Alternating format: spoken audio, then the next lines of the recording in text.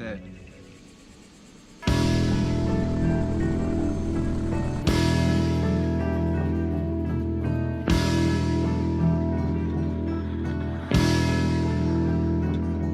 I'm waiting in my cold cell when the bell begins to chime, reflecting on my past life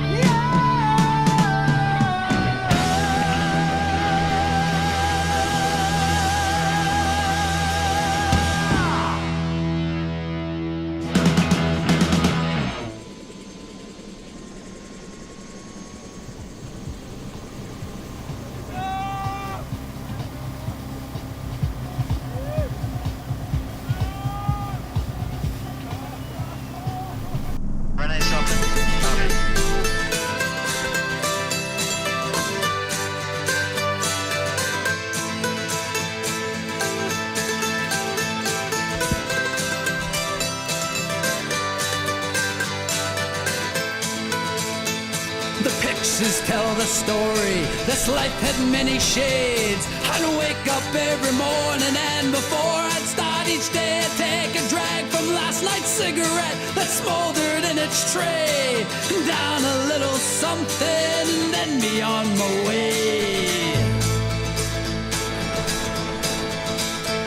I traveled far and wide and laid this head in many ports. I was guided by a compass. I saw beauty to the north. I drew the tales of many lives and wore the faces of my own. I had these memories all around me so I wouldn't be alone. Some may be from showing up, others are from growing up.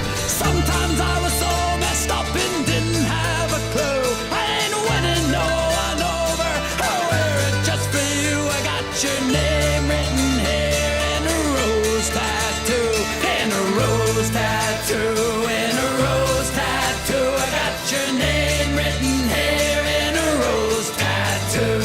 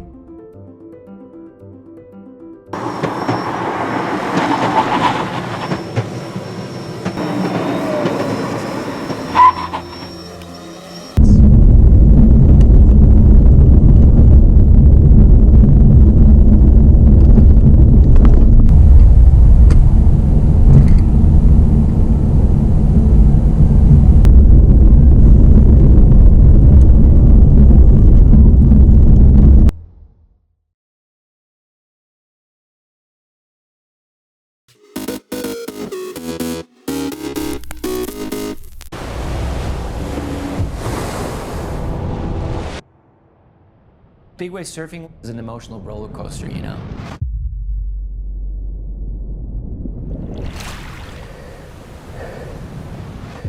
There's a duality of feeling.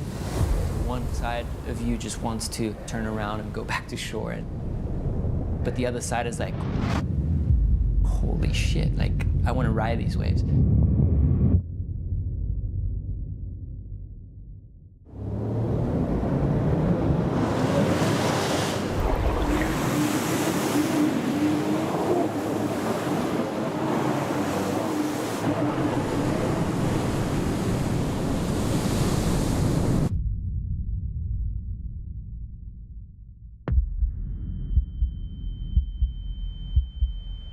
For me, the scariest moment is when the wave stands up so tall that it completely erases the sunlight. And that's when the shadow overtakes you. And you know that shadow, what it is? It's the monster behind you, you know, that you're very close to that danger zone.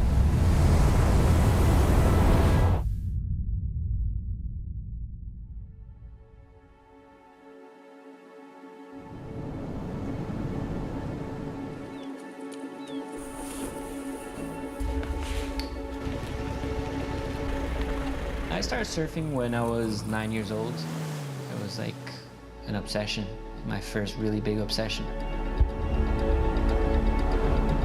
There was no such thing as pro surfing in Portugal back then. There was no Nazaré, that's for sure. I mean, there was Nazaré, but no one surfed it.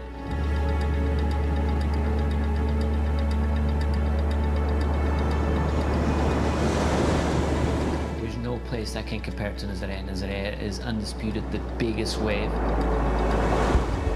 I remember in 2004 when I was 14 years old and Ross Clark-Jones and all the great big wave surfers in the world, they want to come to surf Nazaré, and they got it here and they turned their backs. They're like, oh shit, this, like, we're not ready for this. I think technology wasn't ready for that at the time. The jet skis weren't powerful enough. The live fests weren't there yet.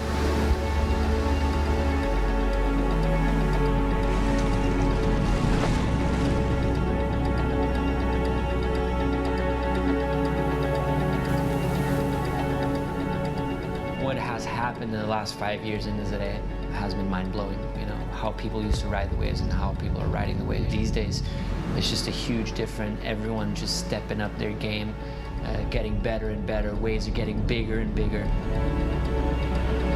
I think we're only scratching the surface of the size of the wave and what's doable on those waves.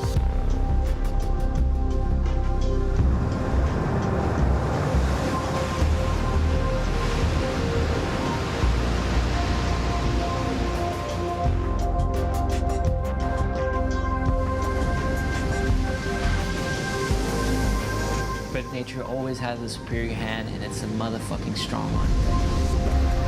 It's a beating of a lifetime. It's brutal.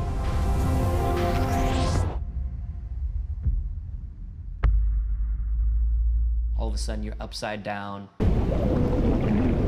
rolling on the wave. You're getting torn apart.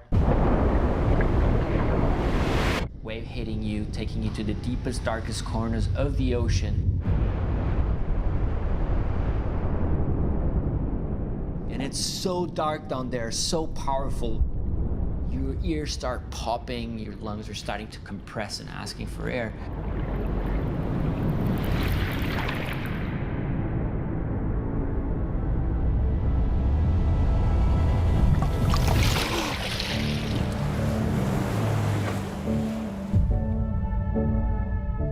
We're absolutely nuts by surfing these waves, and we all have death wish, but that's not the truth. You know, we want to ride the biggest waves, but we also want to make it safe to our friends and family. There's a really thin line, but there is that line. What's too dangerous and what's doable. And I think the goal is to be on that line and not trespass that line.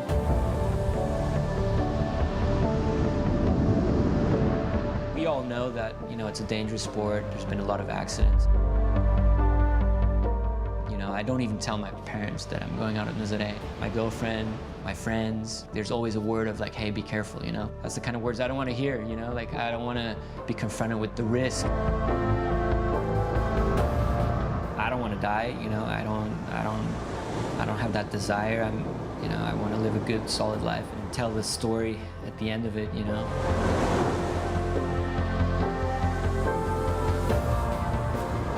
That adrenaline of catching a huge wave is just uncomparable. I think I'm never satisfied, to be honest. You always want better and bigger, and there's no finish line. Yeah, I want to ride the biggest wave in the world. That's my goal. I want to ride the biggest wave in the world.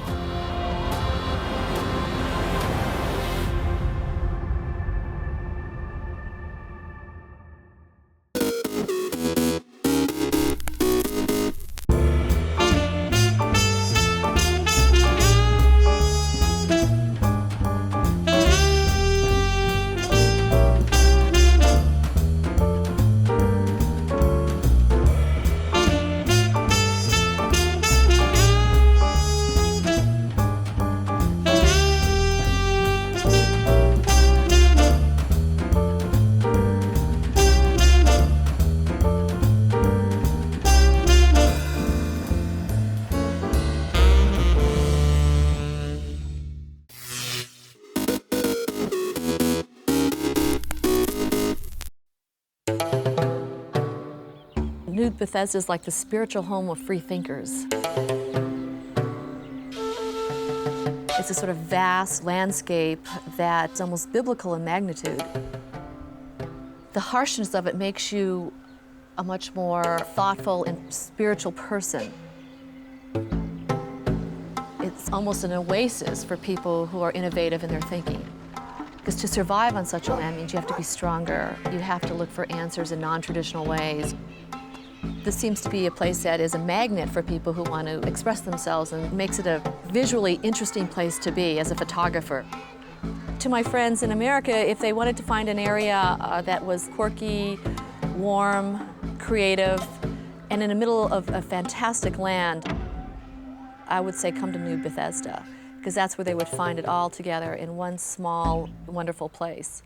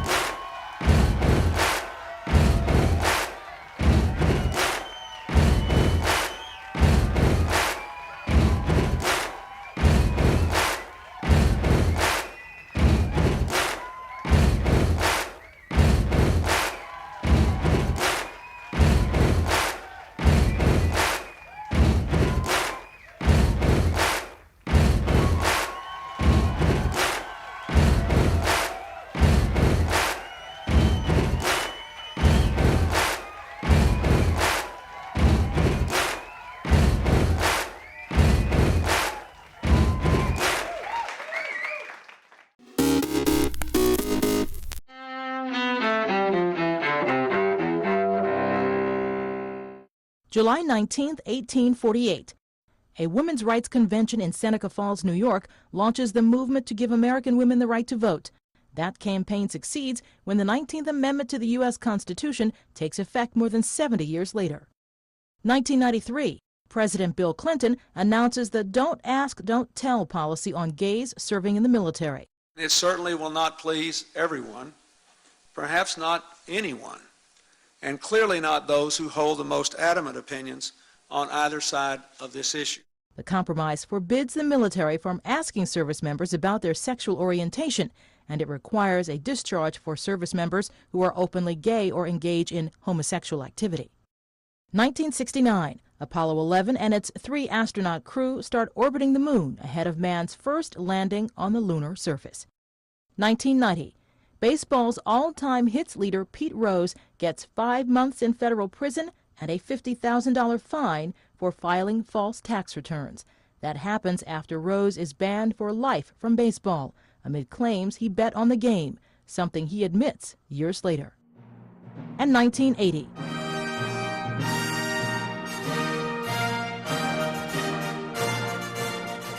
The Summer Olympics start in Moscow, minus the United States and dozens of other countries. Those countries decide to boycott the Games over the Soviet Union's invasion of Afghanistan. Today in History, July 19th.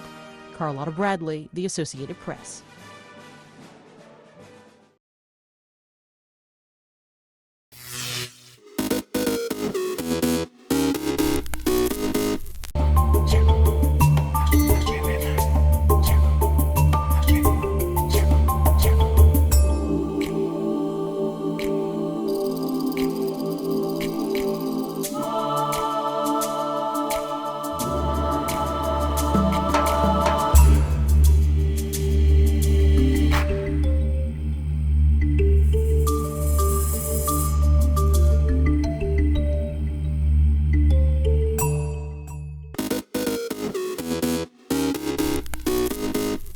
Welcome back in our studio, and in today's news,